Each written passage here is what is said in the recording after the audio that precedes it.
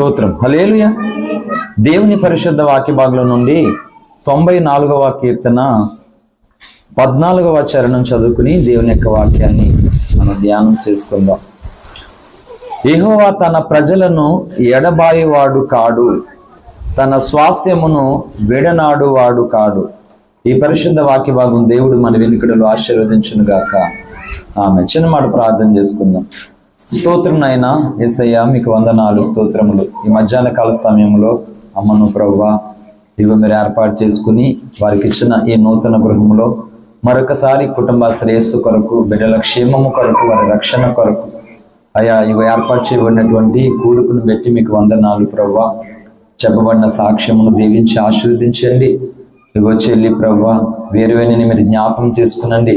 ఎన్నో మార్లు సంఘముగా మేము ప్రార్థన చేస్తాం ప్రభువా. మరొకసారి ఇగో బిడ్డ ఈ స్థలములో ఉన్నది, తన నిమిత్తం మేమందరం ఏకీవించి ప్రార్థిస్తున్నాం. అద్భుతము చేయండి. యేసు నామములో ఆటంకంగా ఉన్నటువంటి ప్రతి వ్యతిరేకతను కొట్టివేస్తున్నాను. యేసు నామములో నీ బిడ్డల సంతోషానికి అడ్డుగా ఉన్నటువంటి చీకటిని కొట్టివేస్తున్నాను. దేవుని వెలుగు ప్రకటిస్తూ ఉన్నాను. దేవుని కార్యమును జరుగునుగా కనపలుగుతాం. జీవం కలిగిన తండ్రి, నీ సేవకుడిగా ప్రార్థిస్తుండగా యేసు నామములో గర్భఫలము కలుగునుగా కనపలుగుతాం.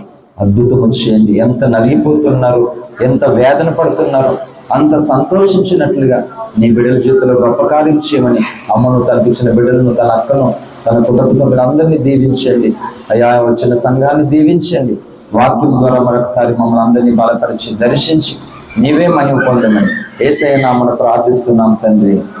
ఆమేన్. హల్లెలూయా. దేవుని పరిశుద్ధ నామానికి మహిమ కలుగును గాక.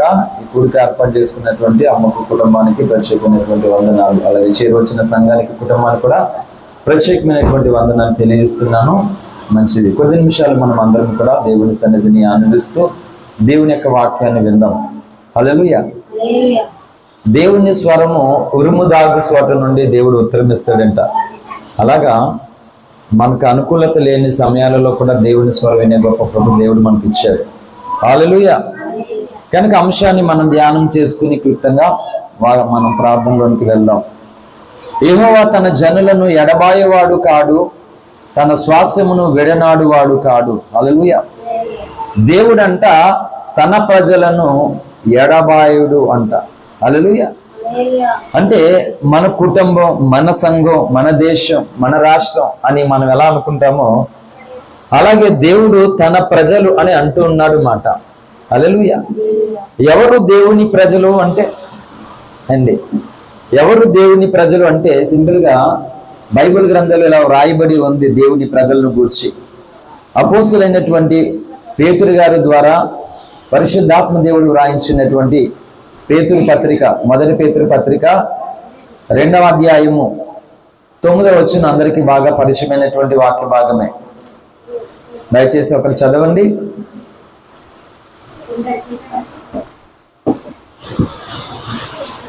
అయితే మీరు చీకటిలో నుండి ఆశ్చర్యకరమైన తన వెలుగులోనికి పిలిచిన వాని గుణాతిశయములను ప్రచురము చేయు నిమిత్తము ఏర్పరచబడిన వంశమును, రాజులైన యాజకో సమూహమును, పరిశుద్ధ జనమును, దేవుని సొత్తైన ప్రజలై ఉన్నారు. ఆమేన్. హల్లెలూయా. దేవుని సొత్తైనటువంటి ప్రజలు అంట, తన ప్రజలు. ఎవరు వీరు అంటే ఒకప్పుడు చీకటిలో ఉన్నటువంటి వారు, ఒకప్పుడు పాపంలో ఉన్నటువంటి వారు, ఒకప్పుడు దేవునిని ఎరగనటువంటి వారు. కానీ దేవుడు ఏం చేశాడంటే తాను చిందించిన పరిశుద్ధ రక్తము చేత, తన యొక్క బలియాగము ద్వారా తన ప్రజలను ఏర్పాటు చేసుకుని ఉన్నాడట. కనుక దేవుడు ఏర్పాటు చేసుకున్నటువంటి తన జనులను, తన ప్రజలను దేవుడు విడువడు అంట. కనుక మనుషులు మనల్ని ఏదో ఒక సమయంలో, ఏదో ఒక పరిస్థితుల్లో విడవచ్చు. నచ్చితే ప్రేమిస్తారు, నచ్చకపోతే మనల్ని దూరం పెడతారు మనుషులు. కానీ దేవుని ప్రేమ, ఒక తల్లి తన బిడ్డలను ఎంతగా ప్రేమించుకుని సంరక్షించుకుంటుందో అంతకు ఎన్నో రెట్లు ఉన్నతంగా దేవుని ప్రేమ తన ప్రజలను కాపాడుతూ ఉన్నదంట. హల్లెలూయా. కనుక దేవుడైతే ఒక వాగ్దానం చేసేసాడు, తన ప్రజలను ఆయన మాత్రం విడవడనే సంగతి మనం స్పష్టంగా నేర్చుకోవాలి. మనకు అది అర్థం అవ్వాలి. అయితే ఆయన విడవడు. మరి నీవు ఈ మాటలు వింటున్నటువంటి నీవు నేను ఏంటి మరి? ఈరోజు చూస్తున్న అనేకులు ఏం చేస్తున్నారు? దేవుణ్ణి విడిచిపెడుతూ ఉన్నారు. అంటే అనేక కారణాల చేత, అనేక పరిస్థితులు ప్రభావం చేత దేవుణ్ణి విడిచిపెడుతూ ఉన్నటువంటి పరిస్థితి. కనుక దేవుడు నిన్న నేడు నిరంతరం ఏకరీతిగా ఉన్నాడంటే ఆయన మాట తప్పని వాడిగా ఉన్నాడు. కనుక మనమే దేవుని ఎదుట మాట తప్పిపోతున్నామేమో అని మనం చూసుకోవాలి. మెట్టుకి 94వ కీర్తనలో చదవబడినటువంటి లేఖనములో దేవుడు తన జనులు అన్నాడు. అంటే దేవుని జనులుగా ఏర్పరచబడడం అది ఎంత గొప్ప భాగ్యం అండి. హల్లెలూయా. దేవుని పక్షంగా, దేవుని జనులుగా, దేవుని కుటుంబముగా మనం గుర్తింపు పొందడం అది మనకి ఎంతో గొప్ప అద్భుతమైనటువంటి ధన్యత. హల్లెలూయా. కనుక దేవుని జనులు అవ్వాలి అంటే ఇంకొక కార్యము జరగాలి. అది ఏంటంటే అపోస్తుల కార్యముల గ్రంథము, దయచేసి ఎవరు మాట్లాడవద్దు, కొద్ది నిమిషాలు త్వరగా ముగించేస్తాను, ప్రార్థన చేద్దాం. అపోస్తుల కార్యముల గ్రంథము 2వ అధ్యాయము 40వ వచనం. 2:40 అపోస్తుల కార్యముల గ్రంథం. ఇకను అనేక విధములైన మాటలతో సాక్ష్యం ఇచ్చి మీరు మూర్ఖులకు తరమ వారికి వేరే రక్షణ పొందుడని వారిని హెచ్చరించండి. హల్లెలూయా. అంటే వేరు అవ్వాలంట. దేవ విరోధమైనటువంటి ఆలోచనలకు, దేవునికి విరోధమైనటువంటి ప్రయాణం నుండి వేరవ్వాలంట. నిన్న కాక మొన్న చిన్నవలసలో ఆదివారపు ఆరాధనలో ఎటువైపు నీ పయనం అని క్రైస్తవ సమాజం అంతటికి కూడా ఉపయోగకరమైన ఒక సందేశాన్ని దేవుడు మరి నా ద్వారా మాట్లాడాడు. ఎటువైపు నీ పయనం అంటే దేవుని నుండి వేరైపోతూ, దేవుని ఆలోచనలో నుండి వేరైపోతూ, దేవుని ఉద్దేశంలో నుండి, దేవుని ఇష్టాల్లో నుండి తప్పిపోతున్నటువంటి పయనం అనేది జరుగుతుంది మన జీవితాల్లో. కనుక లోతు అలాగా తన పినతండ్రి అయినటువంటి భక్తుడైన అబ్రాహాము అనగా దేవుడు ఏర్పాటు చేసుకున్న తన సేవకుడు నుండి వేరైపోయినప్పుడు లోతుకి నష్టం కలిగింది, చాలా దుఃఖమే కలిగింది తన జీవితంలో లోతుకి. అందుకని ఈ అపోస్తులు 2:40 ప్రకారంగా ఈ తరము వారికి మనం వేరుగా ఉండాలి అట. హల్లెలూయా. అంటే ఏ విషయంలో వేరుగా ఉండాలి? వారితో మాట్లాడకూడదా? వారిని కలవకూడదా? వారి నుండి సహాయం పొందకూడదా? వారికి సహాయం చేయకూడదంటే అదేం కాదు, అన్ని చేయొచ్చు, అన్ని చేయాలి. హల్లెలూయా. అయితే దేవునికి దూరం అవుతున్నటువంటి ఆలోచనల నుండి వేరవ్వాలి. నీ భక్తిని, నీ విశ్వాసాన్ని బలహీనపరుస్తున్నటువంటి ఆ పరిస్థితుల నుండి నీ వేరవ్వాలి. దేవుడికి దూరమై నీకు ఎంత వచ్చినా గానీ అటువంటి దాని నుండి నీవు వేరవ్వాలి. కనుక ఇలా ఎవరైతే లోకమునకు వేరుగా, సాతాని ఆలోచనలకు వేరుగా ఉంటారో వారెవరంట? దేవుని ప్రజలవుతారట. హల్లెలూయా. కనుక యేసుక్రీస్తు అనేటువంటి ఆ పరిశుద్ధ రక్తము బంధకాలలో, పాపాలలో ఉన్నటువంటి జనులను ఇగో ప్రత్యేకపరిచి తన కొరకు ఏర్పాటు చేసుకున్న తర్వాత ఆ జనులను దేవుడు విడనాడును అంట. అందుకని ఇర్మియా ప్రవక్త ద్వారా దేవుడు మనకు ఒక సందేశాన్ని, ఒక వాగ్దానాన్ని చేస్తూ ఉన్నాడు. ఇర్మియా గ్రంథము 31వ అధ్యాయం 3వ వచనం. ఇర్మియా 31:3. చాలా కాలం కిందట యెహోవా నాకు ప్రత్యక్షమై ఇట్లా, నేను శాశ్వతమైన ప్రేమతో నేను నిన్ను ప్రేమించుతున్నాను గనుక ఎడవక నీ ఎడల కృప చూపుచున్నాను.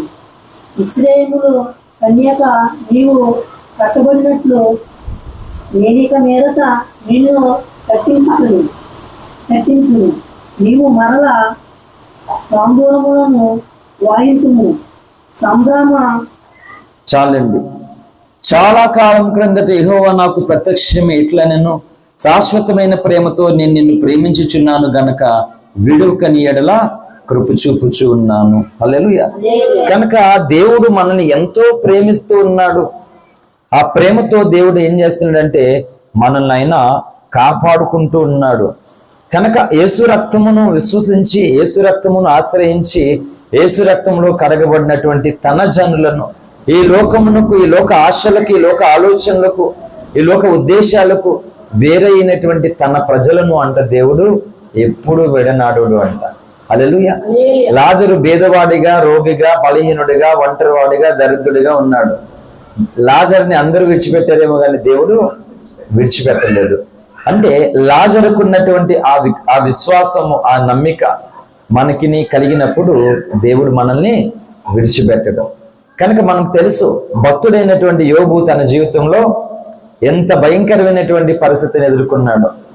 ఎంత పరిస్థితి అంటే కన్న బిడ్డలు చనిపోయి ఆస్తి అంతా పోగొట్టుకుని ఆ దేశంలోని ఎంత గొప్పవాడుగా బ్రతికాడో చివరికి యోబు పేరు లేనటువంటి పరిస్థితి వెళ్ళిపోయింది. యోబు ముఖం ఒక్కరికి కూడా చూపించలేని పరిస్థితుల్లోకి వెళ్ళిపోయాడు. చివరికి తల మొదలుకుని అరికాళ్ళ వరకు భయంకరమైనటువంటి రోగము చేత యోబు మొత్తబడ్డాడు. ఇలాంటి పరిస్థితుల్లో ఆదరించవలసినటువంటి భార్య, కష్టంలో నష్టంలో తోడుగా ఉండవలసినటువంటి భార్య నీ యథార్థతను విడవా, ఇంకా నీ యథార్థతను విడిచి దూషించి దేవుణ్ణి దూషించి మరణం కమ్మన్న.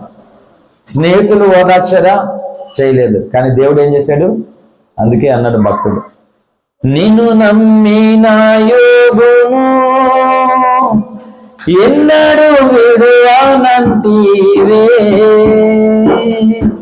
నిన్ను నమ్మిన యోబును ఎన్నడు మరువానంటివే, వ్యాధులు బాధలు ఎదురొచ్చినా, వ్యాధులు బాధలు ఎదురొచ్చినా, భార్య బంధువులు దూషించినా, భార్య బంధువులు దూషించినా, షాలోము రాజా సర్వాధికారివి నీవే, సైన్యములకు అధిపతియు నీవేనా, షాలోము రాజా. హల్లెలూయా. యోబు దేవుణ్ణి ఎలా నమ్మాడో చూడండి. ఆదరించడానికి, తన కష్టాన్ని పంచుకోవడానికి కనీసం ఒక్కరు కూడా లేరు యోబు జీవితంలో. ఎంతటి గొప్ప బ్రతుకు బ్రతికాడో యోబు కదా, ఎంత ఉన్నతమైన బ్రతుకు బ్రతికాడో. ఆయన అంటాడు యోబు గ్రంథంలో, యోబు గ్రంథం అంతా ఇక్కడ చదివితే కళ్ళు లేని అనేకులకి కళ్ళు అయ్యాడట యోబు. కడుపు మార్చుకుని ఆకలి లేనటువంటి వారికి ఆహారం అయ్యాడట. దిక్కు లేని వారికి దారి చూపించాడట. ఎంతో మంది బ్రతుకులను వెలుగులతో నింపినటువంటి ఒక గొప్ప భక్తుడు, మహనీయుడు. అటువంటి వ్యక్తికి కష్టం వస్తే ఆదుకున్న వాళ్ళు ఒక్కరు లేరండి, ఆదరించిన వాళ్ళు ఒక్కరు లేరు. అందుకే భక్తుడి జీవితంలో ఒకటి ఎప్పుడు కూడా మనం గుర్తుపెట్టుకోవాల్సినట్లయితే, అనుకున్నవి జరిగినా జరగకపోయినా, ఆస్తి అంతస్తులు ఉన్నా పోయినా, ఆరోగ్యం వచ్చినా రాకపోయినా, మనుషులు తనకి సహకారులుగా ఉన్నా లేకపోయినా, భక్తుడి నిర్ణయము మారదు. హల్లెలూయా. భక్తుడి విశ్వాసము బలహీనం అవ్వదు. అంటే బలహీనం అవ్వడం అంటే అర్థం ఏంటంటే కృంగడం, బాధపడడం అనేది రాకుండా ఉండదు, వస్తుంది ఖచ్చితంగా. అది ఇప్పుడు దెబ్బ తగిలితే అమ్మా అని అనమా అంటే ఖచ్చితంగా అంటాం. అలాగే భక్తుడికి కూడా ఉంటది. అంటే అర్థం ఏంటంటే దేవుడికి దూరం అవడానికి అర్థం. హల్లెలూయా. బాధపడుతూనే, నొప్పులు భరిస్తూనే, తల్లి బిడ్డలను కనడానికి ఆ నొప్పులు భరిస్తేనే ఒక జీవిని ఈ లోకంలోనికి ఇచ్చినట్లుగా భక్తుడు జీవితంలో గాయాలు పొందుతూనే, బాధలు కష్టాలు ఎదుర్కొంటూనే దేవుణ్ణి గట్టిగా పట్టుకుంటాడు. హల్లెలూయా. కనుక ఈ మూలవాక్యం ఏమని సాక్షిస్తుందంటే, యెహోవా తన జనులను ఎన్నడూ ఎడబాయువాడు కాడు. కాబట్టి మనం ఆరాధిస్తున్నటువంటి దేవుడు మన దగ్గర ఏది ఉన్నా లేకపోయినా, మనం ఎలాంటి స్థితిలో ఉన్నా, ఒంటరి స్థితిలో, నిస్సాయ స్థితిలో, కృంగిపోతున్న స్థితిలో, బలహీన స్థితిలో, దీన స్థితిలో, ఎలాంటి స్థితిలో ఉన్నా మనం ఆరాధిస్తున్నటువంటి దేవుడు మనల్ని ఇప్పుడు విడవడంట. హల్లెలూయా. కనుక ఈ లోకంలో మనల్ని ఎన్నడూ ఎప్పుడు విడవనటువంటి ఒక దేవుడు మనకు దొరకడం, చెప్పండి, మన జన్మ ధన్యము. హల్లెలూయా. కనుక 147వ కీర్తనలను కూడా వచ్చినట్లయితే ఒక అద్భుతమైన సాంగతి అక్కడ రాయబడి ఉంటుంది. నిన్న కోలంకలో ఆదివారపు ఆరాధనలో మూలవాక్యం 147వ కీర్తన 6వ చరణం. యెహోవా దీనులను లేవనెత్తివాడు. చాలండి, దీనులను, విరిగి నలిగిన హృదయము కలిగిన వారిని, నాకెవరూ లేరయ్యా దిక్కు, నీవే నాకు ఆధారం, నిన్నే నేను నమ్ముకున్నానయ్యా, నువ్వే నా జీవితాన్ని బాగు చేయాలి, నాకెవరూ లేరయ్యా, నా కన్నీరుని ఎవరు తొడవట్లా, నా కష్టాన్ని ఎవరు పంచుకోవట్లేదని విరిగి నలిగినటువంటి హృదయముతో దీనత్వాన్ని కలిగి ప్రభుకి అప్పగించుకున్నప్పుడు దీనులని ఏం చేస్తాడట? లేవనెత్తుతాడట. నిజమే, ఈ మనుషులు ఈరోజు నీ దగ్గర ఏదో లేదని నిన్ను దూరం పెడుతూ ఉంటారు. నువ్వు రాకూడదని, నీతో మాట్లాడకూడదని, నిన్ను పిలవకూడదని రకరకాలు చేస్తారు. కనుక దేవుడు నీ దగ్గర ఏదో ఉందని తన దగ్గరకు రమ్మనేవాడు కాదు, నీ దగ్గర లేని దాన్ని ఆయన నీకు ఇస్తాడట. హల్లెలూయా. కాబట్టి నిజమే, అమ్మ మరి ఒంటరి స్థితితో 3 ఆడపిల్లలను వారిని పెంచి పెద్ద చేసి వాళ్ళని ప్రయోజకుల్ని చేసి వాళ్ళకి పెళ్లిళ్ళు చేసి ఎంత కష్టం ఎంత నష్టమో నాకు తెలుసు. ఎందుకంటే మేము మా అమ్మకి 3 మగపిల్లలు 1 ఆడపిల్ల ఉన్నప్పటికీ మరి భర్త లేకుండా నా తల్లి మమ్మల్ని పెంచడానికి పోషించడానికి దాని ఎంతటి భయంకరమైనటువంటి పరిస్థితి ఎదుర్కొన్నదో, అంటే నేను ఇతరుల విషయాలలో ఆలోచన చేయడానికి, ప్రార్థన చేయడానికి, నా వలన అయినటువంటి సహాయం చేయడానికి కారణం ఏంటంటే, ఒకటి నమ్మిన దేవుడైతే, రెండోది నా కన్న తల్లి.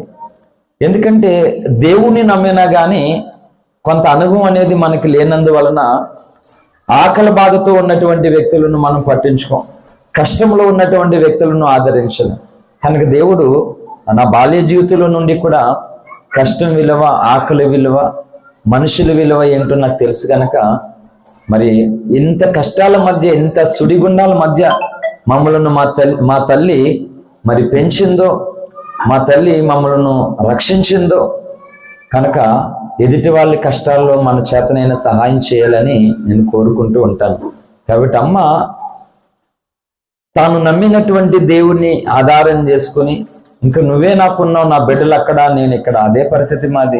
నేను ఒక స్థలంలో చదువుకుండి చుట్టాల దగ్గర, మా చెల్లి ఒక చోట, పెద్దన్ని ఒక చోట, చిన్నన్ని ఒక చోట, అమ్మ హైదరాబాద్లో ఒక చోట. గూడు రేపబడినటువంటి పక్షుల నేనేమో అందరం కలిసి ఉండాలని కోరుకుంటాను, కానీ మేమేమో మొత్తం ఒక్కొక్కరు ఒక్కొక్క చోటుకి వెళ్ళిపోయాం. ఇప్పుడు క్రైస్తవ జీవితంలో అదే జరుగుతుంది. అందరూ కలిసి ఉండాలని కోరుకుంటాను, ఒక్కొక్కరు ఒక్కొక్క చోటకి చెదిరిపోయినటువంటి పరిస్థితి. కనుక దేవుడు ఆయన ఏం చేస్తాడు తెలుసా? గుండె చెదరిన వారిని ఆదరించు దేవుడా, గూడు చెదరిన పక్షులను చేరదీయునాదుడా. గుండె చెదరిన వారిని ఆదరించు దేవుడా, గూడు చెదరిన త్యాగశీలుడా నీ వందనాలయ్యా, త్యాగశీలుడా నీ వందనాలయ్యా. గుండె చెదరిన వారిని ఆదరించుదే.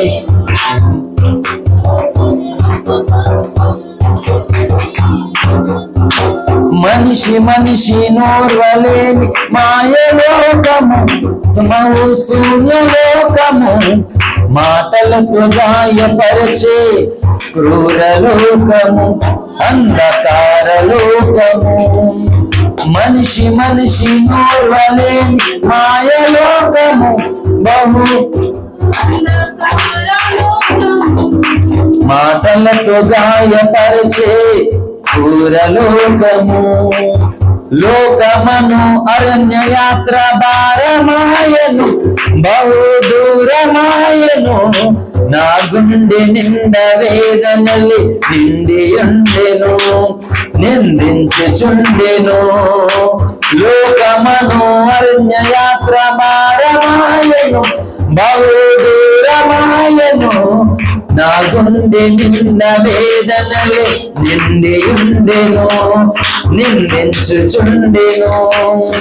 కన్నీరే నాకు అన్నపానమాయెను, కన్నీరే నాకు అన్నపానమాయెను. దిక్కులేక నా బ్రతుకు దీనమాయెను, బహు ఘోరమాయెను. గుండె చెదరిన వారిని ఆదరించు దేవుడా, గుడు చెదరిన పక్షుల చేరదీసే నాదుడా. గుండె చెదరిన వారిని ఆదరించు దేవుడా, గుడి చెదరిన పక్షులు చేరదీసినాదుడా త్యాగశీలుడా నీ కొందనాలయా నా హృదయ పాలక స్తోత్రమేసయా త్యాగశీలుడా నీ కొందనాలయా నా హృదయ పాలక స్తోత్రమేసయా. హల్లెలూయా. నిజమే, ఏదో ఒక విధంగా ఏదో ఒక పరిస్థితుల్లో మన గుండె చెదరిపోయి నిస్సాయ స్థితిలో బలహీన స్థితిలో మనం ఉంటుండగా ఆధారమైనటువంటి దేవుని వైపు మనం చూసినప్పుడు ఖచ్చితంగా దేవుడు కార్యం చేస్తాడు. చెల్లి వీరవెనికి విశ్వాసం కలగడానికి, నిరీక్షణ కలగడానికి, గొప్ప ధైర్యం కలగడానికి ఒక మాట చెప్తున్నాను. కోలంక సంఘాన్ని మేము ప్రారంభించాం, సంవత్సర కాలం అయింది. అక్కడికి ఆరాధనకి వెళ్తున్నాం. అక్కడ మనుషులు నాకు తెలియదు, నేను వాళ్ళకి తెలియదు. అయితే వివాహం అయి 10 సంవత్సరాలు అయ్యి పిల్లల యొక్క చాలా బాధ స్థితిలో ఉంటున్నట్టుగా వాళ్ళ తల్లిగారు ప్రభువుని నమ్ముకుని అప్పుడే మా దగ్గరకు కొత్తగా వస్తున్నారన్నమాట. ఇలా చెప్పారు, పాపకి పిల్లలు లేరు అని. ఎంతకాలం అయిందమ్మా అని అడిగితే 10 సంవత్సరాలు అయిందని చెప్పారు. పాస్టమ్మ గారు నేను వెళ్ళాం, సంఘంలో ప్రార్థన చేసాం, వాళ్ళ ఇంటికి వెళ్ళాం. వెళ్ళిన తర్వాత ప్రేయర్ ఆయిల్ తీసుకుని చెల్లి పేరు అర్చన ప్రార్థన చేశాం. చేసినటువంటి 2 వారాల తదుపరి ఆమె కన్సీవ్ అయ్యింది. ఇప్పుడు అబ్బాయి పుట్టాడు, పేరు కూడా పెట్టారు. హల్లెలూయా. ప్రస్తుతం నేను 50 రోజులు ఉపవాస దీక్షలో 26వ రోజులో ఉన్నా. అంటే ఒక పూట భోజనం చేస్తాను, మిగిలిన పూటలు చేయను, ప్రార్థనలో గడుపుతున్నాను. అంటే ఈ ప్రార్థన ద్వారా కొన్ని కఠినమైనటువంటి సమస్యలు తొలగించాలని, కొన్ని ఘనమైనటువంటి కార్యాలు ప్రజలు చూడాలని, దుఃఖముతో బాధతో నష్టాలలో కష్టాల్లో కృంగిపోయినటువంటి బిడ్డలు గొప్ప సంతోషాన్ని దేవుడి ద్వారా పొందాలని నేను రోజు నా కన్నులతో కన్నీళ్లు కారుస్తూ నా మోకాళ్ళు వేసి ప్రార్థిస్తున్నాను. కాబట్టి తప్పక దేవుడు వీరవెనికి గర్భఫలము అనుగ్రహిస్తాడు. ఆమేన్. హల్లెలూయా. కాబట్టి ఆటంకం ఉన్నటువంటి ప్రతి విధమైనటువంటి సమస్యను ప్రార్థన ద్వారా దేవుని యొక్క శక్తి ద్వారా లయపరిచి ఆ బిడ్డకు, తన భర్తకు, కుటుంబానికి గొప్ప సంతోషం కలిగేలాగా వచ్చిన మనం అందరము కూడా తన కొరకు ప్రార్థిద్దాం. సేమ్ టైం చెల్లి, ఈ దేవుడు నమ్మకమైన దేవుడు, బలమైన దేవుడు, అమ్మనమైనటువంటి దేవుడు, మనుషులు విడిచిపెట్టేటువంటి దేవుడు కాదు, మనుషులలా ఉండే దేవుడు కాదు. మనుషుల ద్వారా దొరకని ప్రేమను, ఆప్యాయతను ఇచ్చేటువంటి గొప్ప దేవుడు గనక ఆ దేవుని కొరకు నువ్వు కూడా కనిపెట్టు, ప్రార్థించి మేము చేసే పని మేము చేస్తాం, దేవుడు చేసే పని దేవుడు చేస్తాడు. ఆమేన్. హల్లెలూయా. కనుక ఆయనను నమ్మినటువంటి ఏ జనులను దేవుడు ఎప్పుడు ఎన్నడూ విడిచిపెట్టలేదు. హల్లెలూయా. కనుక ఆయనకు ఉన్నటువంటి ప్రేమ తల్లి వంటి ప్రేమ. హల్లెలూయా. తల్లి తన బిడ్డలను ఎలాగైతే సంరక్షించుకుంటుందో, ప్రయోజకులు చేయడానికి తలడిల్లిపోతుందో, దేవుడు కూడా తన రక్తాన్ని చెందించి తన ప్రాణాన్ని పెట్టి తన ప్రజలకు నెమ్మది ఇవ్వడానికి, తన ప్రజలకు సంతోషాన్ని కలగ చేయడానికి ఇగో దేవుడు తోడుగా ఉండి ఎన్నడూ విడిచిపెట్టాడట. హల్లెలూయా. కనుక ఆ దేవుణ్ణి ఈ రోజు మన జీవితాలలో ఒకసారి స్మరించుకుని మన హృదయంలోనికి ఆహ్వానించి మనల్ని విడిచిపెట్టేటువంటి వ్యక్తులు మనకు కాక మనల్ని విడవనేటువంటి దేవునికి మన జీవితాలు అప్పగించుకున్నట్లయితే ఆయన తప్పక మన ఎడల గొప్ప కార్యాలు, ఘనమైనటువంటి కార్యాలు దేవుడు జరిగించి వేస్తాడు. చివరికి ఒక మాటను మనం జ్ఞాపకం చేసుకుని ముగించుకుందాం, ప్రార్థనలోకి వెళ్దాం. కీర్తన 106వ కీర్తన అనుకుంటా, 106వ కీర్తన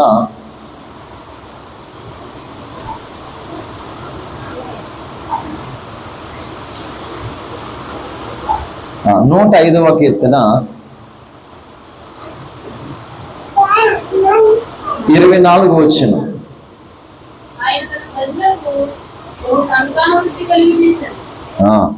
ఏంటంటే ఆయన తన ప్రజలకు బహు సంతాన వృద్ధి కలుగ చేశాను. ఆమేన్. చదువుతాను. ఆమేన్. హల్లెలూయా. ఏంటంటే ఇక్కడ ఆయన తన ప్రజలకు బహు సంతాన వృద్ధి కలుగజేసెను, వారి విరోధుల కంటే వారికి అధిక బలము దయచేసెను. హల్లెలూయా. కనుక దేవుడు ఇస్తున్నటువంటి వాగ్దానం ఇది. ఆయన బహు సంతాన వృద్ధి కలగజేస్తాడు. నిజమే, అబ్రాహాము 100 సంవత్సరాల వయసు వచ్చింది, తన భార్యకు 90 సంవత్సరాల వయసు వచ్చింది, చాలా ఆస్తి అన్నీ ఉన్నాయి, కానీ పిల్లలు లేనటువంటి పరిస్థితుల్లో చాలా బాధపడుతూ ఉన్నారు. దేవుడు మాట్లాడాడు. 25 సంవత్సరాలు వాగ్దానము చేయబడిన తర్వాత అబ్రాహాముకి ఇచ్చినటువంటి కుమారుడు ఏమైంది? ఆకాశ నక్షత్ర సమానమైనటువంటి బహు సంతానాన్ని అబ్రాహానికి కలగజేసాడంట. కనుక భూమి మీద ఉన్నటువంటి అన్ని వంశముల వారు, అన్ని జాతుల వారు అబ్రాహాముకు పుట్టిన కుమారుడు ద్వారా వచ్చారన్నమాట. హల్లెలూయా. కనుక ఈరోజుల కంటే అధిక బలము దేవుడు కలగజేస్తాడు. కాబట్టి మన మూలవాక్య ప్రకారంగా ఎన్నో విషయాలు ఉన్నాయి, కానీ క్లుప్తంగా ఈ సందేశాన్ని ఇంతటితో ముగిస్తున్నాను. మూలవాక్యంలోనికి వద్దాం. 94వ కీర్తన 14వ వచనం. యెహోవా తన ప్రజలను ఎడబాయువాడు కాడు, తన స్వాస్యమును. ఆమేన్. చాలండి. నిజమే, ఈ సృష్టిని, ఈ పంచభూతాలను సృష్టించినటువంటి దేవుడు ఈ భూమి మీద తనకంటూ కొంతమంది ప్రజలను ఏర్పాటు చేసుకున్నాడు. అందరూ కావాలనే కోరుకున్నాడు, కానీ కొందరు నువ్వు మాకు వద్దు అన్నప్పుడు ఆయన ఏం చేయలేడు కదా. కాబట్టి ఆయన అందరూ కావాలనుకుంటున్నాడు. అయితే ఆయన్ని ఎవరైతే కావాలనుకుంటున్నారో అట్టి జనాలను దేవుడు ఏర్పాటు చేసుకుని వాళ్ళకి సంతాన వృద్ధి కలగజేసి వారి విరోధులు ఎదుట వారికి దేవుడు అధిక బలము కలగజేస్తాడట. వారిని ఎన్నడూ దేవుడు విడవక ఎడబాయక ఇగో శాశ్వతమైనటువంటి ప్రేమను కనబరిచి దేవుడు వారిని తనకు స్వత్తుగా, స్వాస్థ్యముగా ఏర్పాటు చేసుకుంటాడట. కాబట్టి ఆ విడనాడినటువంటి ప్రేమను, ఎడబాయినటువంటి ప్రేమను మనం పొందుకొని ఆ ప్రేమకు మనం విధేయులే, ఆ ప్రేమ చేత ఆదరణ పొంది, ఆ ప్రేమ చేత ధైర్యం పొంది మనకు ముందుకు సాగినప్పుడు దేవుడు గొప్ప సంతోషం కలుగజేస్తాడండి. అదే 94వ కీర్తన అక్కడే 18-19 వచనాలు. నా కాలు జారినని నేను అనుకొనగా యెహోవా నీ కృప నన్ను బలపరచుచున్నది. నా అంతరంగమందు విచారములు హెచ్చగా నీ గొప్ప ఆదరణ నా ప్రాణమునకు ఆమేన్. హల్లెలూయా. ఏమంటున్నాడు భక్తుడు ఇక్కడంటే, నా అంతరంగంలో విచారాలు ఎన్నో ఉన్నాయి, చాలా ఎత్తుగా ఉన్నాయి, చాలా బలంగా ఉన్నాయి. ఈ అంతరంగంలో కలిగే విచారాల చేత నిద్రపోతామండి? నిద్ర వస్తుందా? హృదయం అంతా చాలా విచారం చేత చాలా బాధగా ఉంటే మంచి భోజనం చేయాలనిపిస్తుందా? కంటి నిండా నిద్ర ఉండదు, కడుపు నిండా భోజనం ఉండదు, శాంతి ఉండదు, నెమ్మది ఉండదు, నోటిలో చిరునవ్వు ఉండదు. అదో వేదనతో, బాధతో నలిగిపోతున్నటువంటి పరిస్థితి. కనుక ఇలాంటి పరిస్థితులు భక్తులకు వచ్చేయట. అంతరంగంలో విచారంలో ఎచ్చగా, అంటే చాలా ఎత్తైన స్థితిలోకి వెళ్ళిపోతే దేవుడు ఏం చేశాడంట? గొప్ప ఆదరణ కలగజేశాడట. హల్లెలూయా. అందుకే యేసయ్య గారు అంటారు కదా, ఆదరణ కర్తవు అనాథునిగా విడువవు, నీ తోడు నాకుండగా ఒంటరిని కాదన్నడు, నీ తోడు నాకుండగా ఒంటరిని కాదన్నడు, ఆదరణ కర్తవు అనాథునిగా విడువవు. హల్లెలూయా. నిజమే, దేవుడు ఎన్నడూ విడవడట. అంత గొప్ప ప్రేమను దేవుడు ఈ భూమి మీద మనకి ఇవ్వడానికి వచ్చాడండి. ఆయన మతాన్ని మార్చడానికో, కులాన్ని మార్చడానికో రాలేదు, కానీ మన బ్రతుకును మార్చడానికి వచ్చాడు. హల్లెలూయా. కాబట్టి ఇంత గొప్ప ప్రేమతో ఈ భూమి మీదకి వచ్చినటువంటి దేవుణ్ణి మన ఇంటిలోనికి, మన ఒంటిలోనికి ఆహ్వానం పలికితే, స్వాగతిస్తే దేవుడు మన జీవిత స్థితిగతులన్నీ మార్చగలిగిన శక్తివంతుడు. హల్లెలూయా. అవసరాన్ని బట్టి మాట చెప్తాను. చిన్నప్పుడు నేను 5వ తరగతి చదువుతున్నప్పటికీ అప్పటికే నాన్నగారు చనిపోయారు. ఇల్లు కట్టుకున్నాం మేము. నాన్నగారు ఉండగా కట్టిన ఇల్లు, స్లాబ్ వేయలేదు. స్లాబ్ వేసిన తర్వాత నాన్నగారు చనిపోయారు. ఇంకా అది ఓపెన్ చేయలే. 99లో ఫిబ్రవరి 27వ తారీఖున అది గృహ ప్రతిష్ఠ కార్యక్రమం చేశాం. విన్నాను శ్రద్ధగా. అప్పుడు పంతులు గారు ఈ ఇంట్లో దిగుతున్నప్పుడు ఆవు పంచాంగం తీసుకురమ్మని చెప్పారు. అమ్మ వింటున్నారా? ఆవు పంచాంగం అంటే తెలుసా? రాష్ట్రం మీరు తెలుసా? Very good. హల్లెలూయా. తెలియకపోతే తెలుసుకోవడం మంచిది. హల్లెలూయా. అంటే నేను చిన్నపిల్లని కానీ పెద్దల సంగతులన్నీ నేర్చుకున్నాను అనమాట. నేను అక్కడ తిమ్మరాజపురం వెళ్ళి ఇక్కడెక్కడ ఆవులు లేకపోతే అక్కడికి వెళ్ళి మా రంజిత్ పన్ని రోజు బయట తీసుకొచ్చి డాడీ టాయిలెట్ వేసుకొని చెప్తాను, ఆడు వేస్తాడు. మరి ఆవిని వేయమంటే అది వేస్తుందా? ఏదో ఇచ్చారు, మా అన్నలు నన్ను పంపించారు చిన్నోని కదా అని నేను అక్కడికి వెళ్ళాను. ఇప్పుడు ఎలా అడిగారో అర్థం అవ్వట్లేదు. ఫస్ట్ పంచాంగం అంటే నాకు అర్థం కాలేదు చాలాసేపు. ఆ పంచాంగం ఏంటో ఎవరిని అడగాలి ఏంటి అర్థం కాని పరిస్థితి. చెంపించినప్పుడు అర్థమైంది, ఆవు దగ్గరికి వెళ్తే ఇంకా అదే అని చెప్పేసి వెళ్ళాను. అది దాన్ని మనం పెంచలేదు, అది మన దగ్గర పెరగలేదు, అది తన్నుతుందో పొడుస్తుందో తెలియదు. ఏం చేయాలో అర్థం కాని పరిస్థితి. అసలు చుట్టాలని మంచినీళ్ళు అడగడానికి సిగ్గుపడి నేను ఇప్పుడు ఆమెను అడగాలి. అది నాకు గొప్ప పెద్ద సమస్య మాట. అది నాకు చాలా వెళ్ళాను, ఏం చేయాలో అర్థం కాలేదు. అక్కడ ఉంటే ఏంటి పంతులు గారు తీసుకురమ్మన్నాడు, ఇంట్లో దిగుతున్నాం, అది ఏదో చల్లుతారంట ఇంట్లోనూ అని అన్నారు. చెప్తున్నాను మరి బోల్డ్ సేపు వేచేయవలసి వచ్చింది. అక్కడ మొత్తం మీద చాలా తిప్పలు పడి ఎల్లుని తమ్ముడు ఇంకా రాలేదని ఇక్కడ ఇంటికాడ కలవరం. చాలా సేపటికి మొత్తం మీద చెమటలు కక్కుండి అది వేసింది కొంచెం అయినప్పటికీ మొత్తం నాకు అంత కారిపోయింది. పైనుంచి కింద వరకు మొత్తం చెమటలు కారిపోయి మొత్తం మీద వచ్చాను. అయితే ఇంట్లో వెళ్ళి జల్లారు, అవన్నీ చేశాను. నేను క్రైస్తవుడు అయినటువంటి తర్వాత నాకు అర్థమైనటువంటి విషయం ఏంటంటే, పసుపు నీళ్ళలోను కుంకుమలోను ఇలా ఆవు పంచాంగంలోను నిజంగా ఒకవేళ అంటే నేను ఎవరి విశ్వాసాలకి వ్యతిరేకం కాదు, ఎవరి నమ్మకాలు వాళ్ళి. I have no objection. నేను ఎవరి నమ్మకాలను కూడా నేను ఖండించను, తప్పు పట్టను.